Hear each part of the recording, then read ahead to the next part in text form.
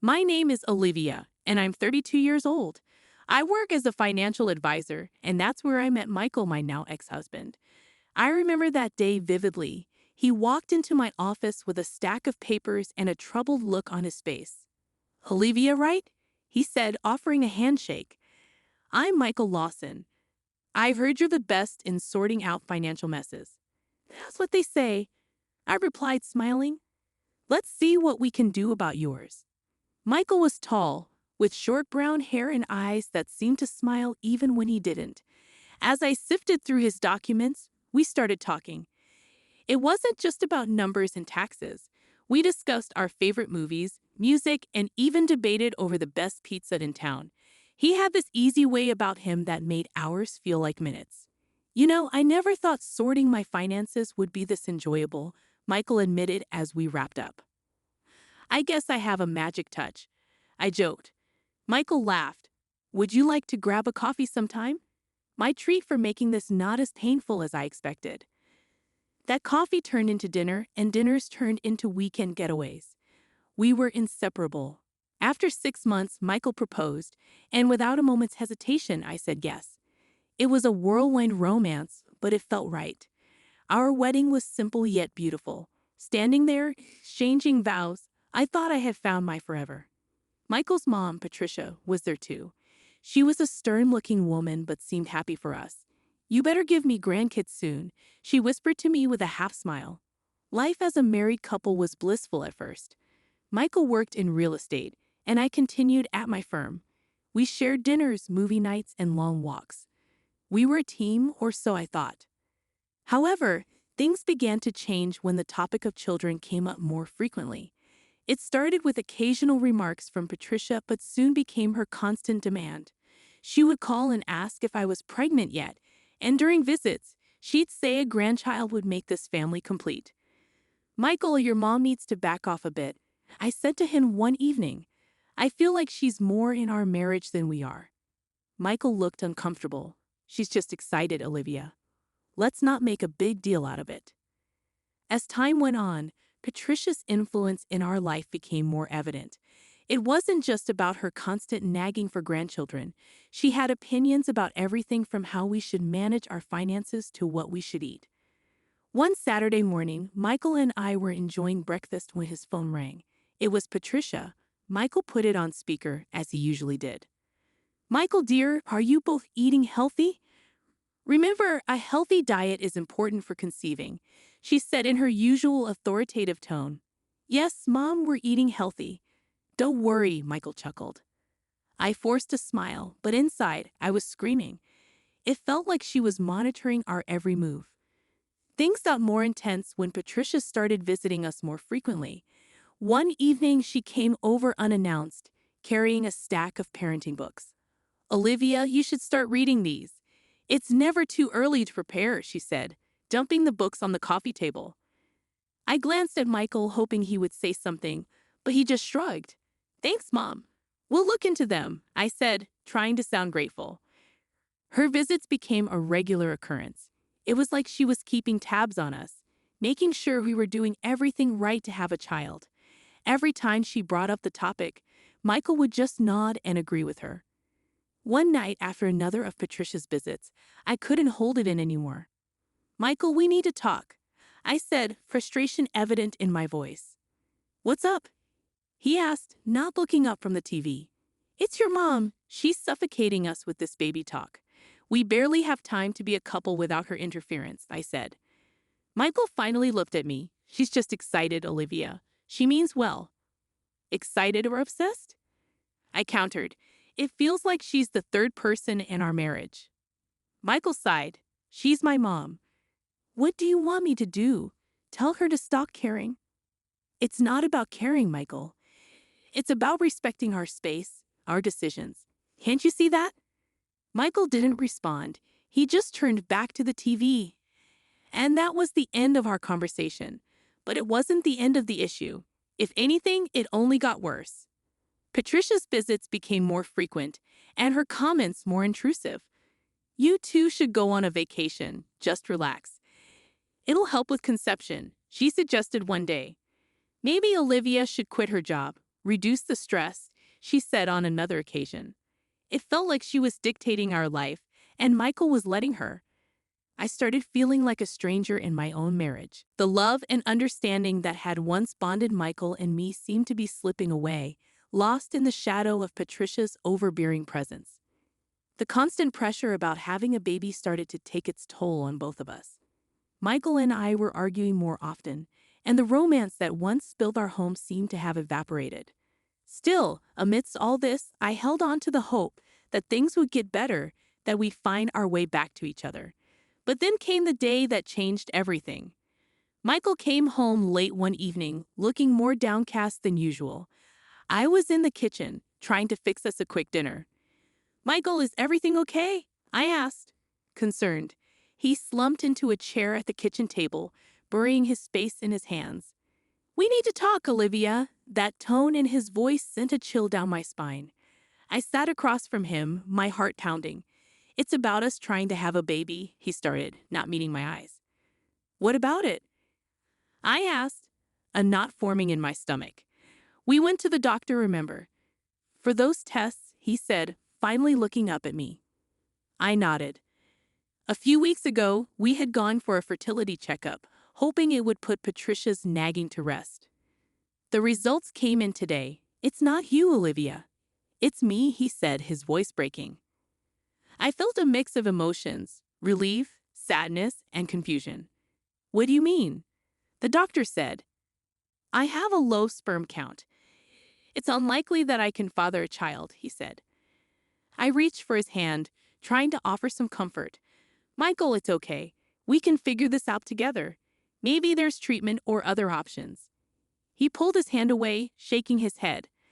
"No, you don't understand. I can't. I won't go through any treatment. It's just not something I can do." I was stunned. "But why? If there's a chance, it's my decision, Olivia. I just can't," he said firmly. I couldn't believe what I was hearing. The man I loved, who always seemed so strong and confident, was giving up without even trying. "Michael, please don't let this come between us. We can work through it," I pleaded. He stood up, avoiding my gaze.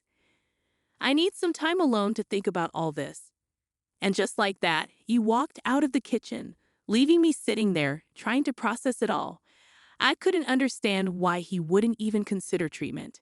Was his pride more important than our chance to have a family? The next few days were like walking on eggshells. Michael barely spoke to me, and when he did, it was short and cold. I felt a growing distance between us, a crack in the foundation of our marriage that seemed to be widening with each passing day. Then came the day that turned the crack into a gaping hole. Michael had been out late again. I was in bed, pretending to be asleep when he came in. He thought I was asleep and started talking to someone on the phone. "Yes, Mom. I got the results. It's not good." "No, I don't want treatment." "I know, but I can't." "Yes, I'll figure something out." Hearing him talk to his mom about something so personal, something he barely discussed with me, felt like a betrayal. It was clear that Patricia's shadow loomed larger over our marriage than I had ever realized. I lay there in the dark, tears streaming down my face, feeling utterly alone. Our marriage was crumbling, and I didn't know how to save it. Life at home had become unbearable. Michael and I were like strangers living under the same roof. The love and warmth that once defined our relationship seemed like a distant memory. But just when I thought things couldn't get any worse, life threw me a curveball. I had been feeling under the weather for a few days. At first, I thought it was just stress, but then I missed my period. A part of me was scared to even entertain the thought, but I knew I had to find out. So one morning, I bought a pregnancy test. Sitting there, waiting for the result, I looked up as Michael entered the room. He looked up, his expression weary. "What is it now, Olivia?" "I'm pregnant," I blurted out. For a moment, there was silence. Then he laughed, a bitter, cynical laugh. "Pregnant? How?" "According to the doctors, I can't." "I don't know, but the test is positive.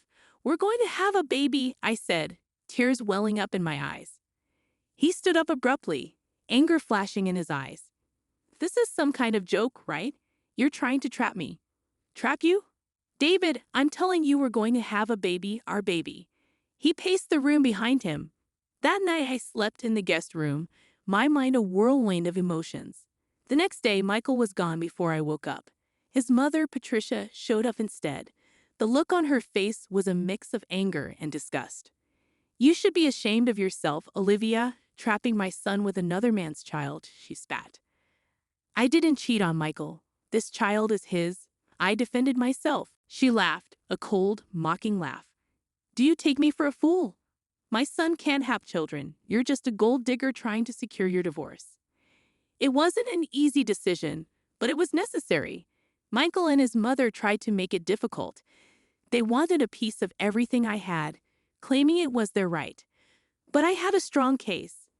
Everything I owned, all my savings and property, were mine long before Michael entered my life. Their attempts to grab what wasn't theirs failed miserably. As for alimony, I didn't ask for a penny.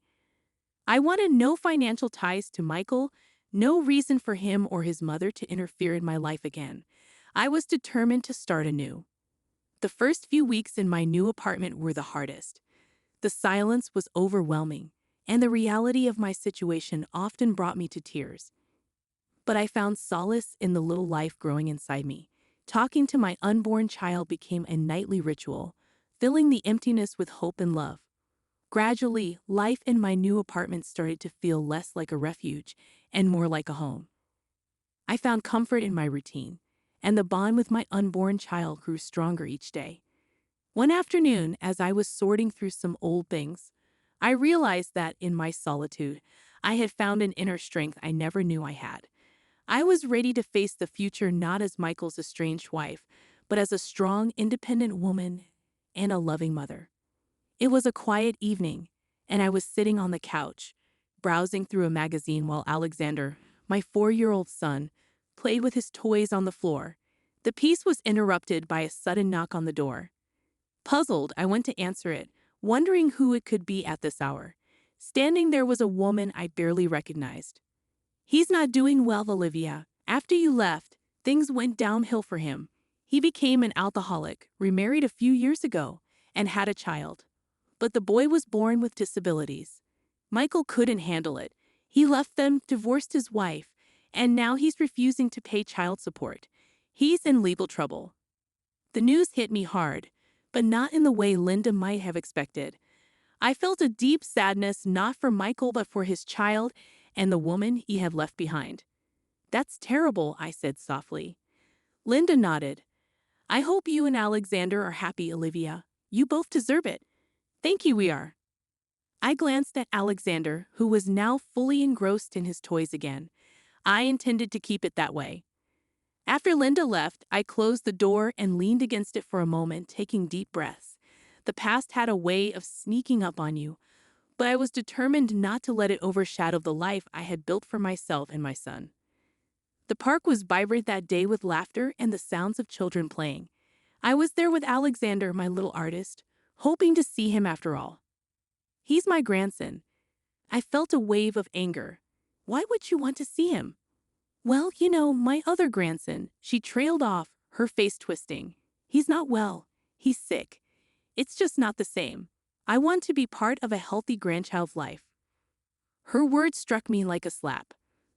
The contempt in her voice for her own grandchild was appalling. Barbara, I said, my voice steely, you have no right to be part of Alexander's life. Not after everything that happened. But Olivia, that was all Michael's decision. Off, this conversation is over. Stay away from us, Barbara. Your presence is neither wanted nor welcomed. I took Alexander's hand and walked away, leaving Barbara standing alone, her face a mix of anger and disbelief. As we walked, Alexander looked up at me, his innocent eyes filled with questions. Mommy, who was that lady? That was someone we used to know, sweetheart. I replied gently, but she's not part of our lives anymore. Sitting on the porch, watching the sunset paint the sky with warm colors, I felt a sense of peace settling inside. As we walked, I thought about how far we'd come. There was a time when the weight of the past felt crushing, but now it seemed like a distant echo. Later that evening, after Alexander was asleep, I sat down with a cup of tea, reflecting on everything. The phone rang, disrupting the quiet. I hesitated but decided to answer it. Hello. It was my sister, Sophia. Hey, Olivia, I just wanted to check in. How are you and Alexander doing? We're doing well, Sophia. Alexander is growing up so fast, I replied, a smile in my voice. That's great to hear. If you ever need anything, you know I'm here for you. After hanging up, I went to the living room where Alexander's drawings were displayed on the fridge. Looking at them, I realized how much we had both grown. The pain and anger of the past had faded, leaving room for healing and new beginnings. The next day, I received a letter in the mail. It was from Michael's lawyer, stating their attempts to claim any financial assets had failed. It was a relief to have that chapter officially closed. I looked at Alexander, playing with his toys, and felt grateful for the peace we had found. Life continued to unfold, and the days turned into weeks, then months. The park became a regular spot for Alexander and me, a place where he could run, laugh, and make friends.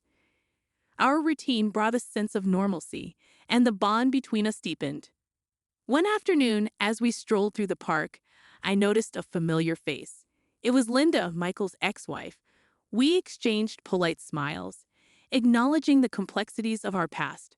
Linda approached, and we started talking. I heard about the legal issues Michael is facing. I said, trying to choose my words carefully. Yes.